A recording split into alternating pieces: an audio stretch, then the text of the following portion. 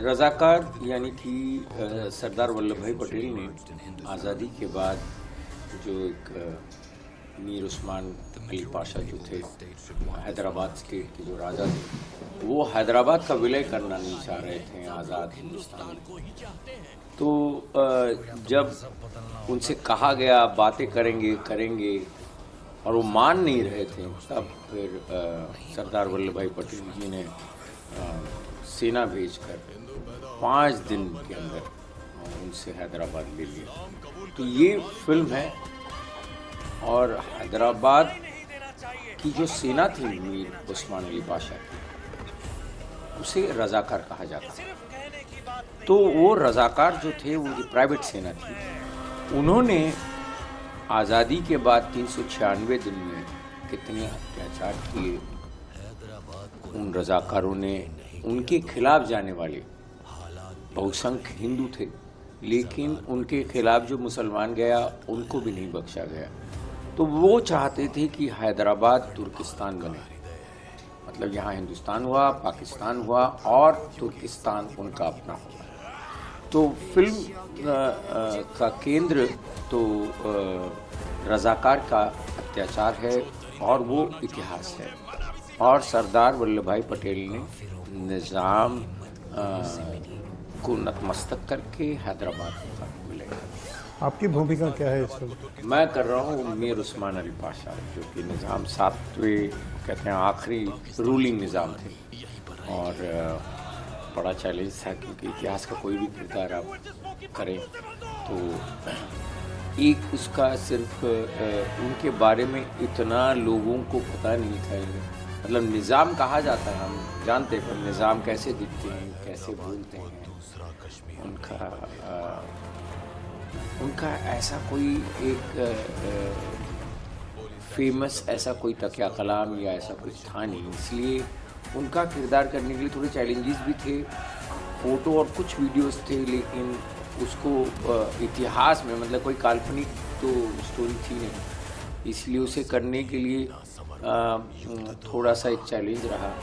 उनका कद जो कि 5 फीट 3 इंच के थे, मैं थोड़ा 5 फीट 10 साढ़े 10 इंच का हूँ। लेकिन जो कहते हैं ना सिनेमा में लेंसिंग और कैमरा एंगल, और मैं थोड़ा झुक भी गया था, उससे भी थोड़ी सी हाइट कम हुई। लेकिन मेरा जो चेहरा है वो धीरे धीरे किरदार पकड़ने लग जाता है, और मुझे ऐसा लगता है कि मैं धीरे धीरे, मतलब बाल काटे थे, फिल्म की थी, और धीरे धीरे मुझे ऐसा लगता है उन पर जो पढ़ाई करने के बाद कि वो साहित्य प्रेमी थे, बड़े एजुकेटेड थे और अच्छे शासक भी थे वो, और ऑर्गेनाइज़र एडमिनिस्ट्रेटर थे। और ऐसा आदमी जब एक क्रूरता पर आ जाता है धन के कारण, मुझे लगता है वो किरदार बड़ा पेचीदा था। और मेरे लिए और वो जो फिल्टरलेस सिगरेट पीते थे, वो चारमीनार, और वो हर हाथ में हीरा, जेकब हीरा, मतलब बड़ा एक कॉन्ट्राडिक्टिंग सब कुछ था। कहते हैं दुनिया में सबसे अमीर आदमी और सबसे बड़ा कंजूस, तो बड़ा कॉन्ट्राडिक्शन उनका, जिनकी कई बीवियाँ थी। तो खैर, और शायरी भी, शेर व शायरी भी करते थे। तो बड़े एजुकेटेड क्रूर आदमी दिखाना बड़ा मुश्किल हुआ था।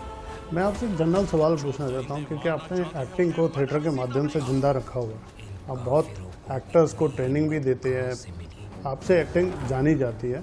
तो क्या ऐसा वक्त लगता है, मेथड एक्टिंग बोले जैसे आपने ये किरदार किया, इससे बाहर निकलने में कुछ समय लगता है?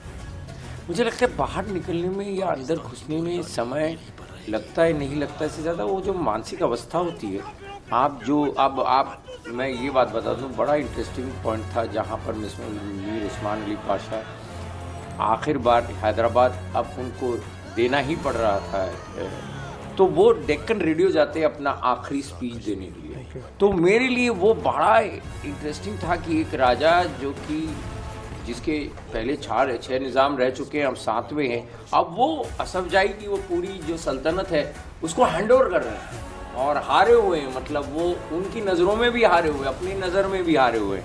और वो जो उनका वॉक था, अपनी गाड़ी से उतर के अंदर चल के जाते हैं और रेडियो पर वो अपनी रियाया या अपनी प्रजा से कहते हैं कि कैसे कोई अब शांति से रहे, अमन से रहे और अब हम हिंदुस्तान में मिले, वो करने के लिए मुझे ऐसा लगा कि मेथड उस सिचुएशन में घुसने के लिए वो करते करते वहाँ इतिहास में चले जाना है और आप चल रहे हो और पूरा कैमराज है, पूरे सारा यूनिट है, उसमें आप एक मीर उस्मान अली पाशा बन के चल के, और एक सिंगल शॉट था वो स्पीच पूरा तो बोलना था, तो मुझे वो करते हुए मैं भावुक भी हो गया असल में कि एक राजा अपनी सल्तनत को छोड़ रहा है। इस फिल्म की रिलीज के टाइमिंग पे भी बहुत सवाल हो रहे हैं, देश में इलेक्शन का माहौल चल रहा है, तो इसको इससे भी जोड़ के देखा जा रहा है, इसके बारे में कुछ कहेंगे आप? मुझे लगता है पर 3 साल पहले फिल्म बनी थी। अब वो क्या है कि वो प्रोड्यूसर साहब आपको ज़्यादा इस पर बता सकते हैं विस्तार में कि कैसे वो वहाँ पर उनको विरोध था और तब सरकार केसीआर की थी, तब वो विरोध था, इसलिए वो आगे चलती गई और अब वो इसका अब वो टाइमिंग हो गया अब रिलीज़ का।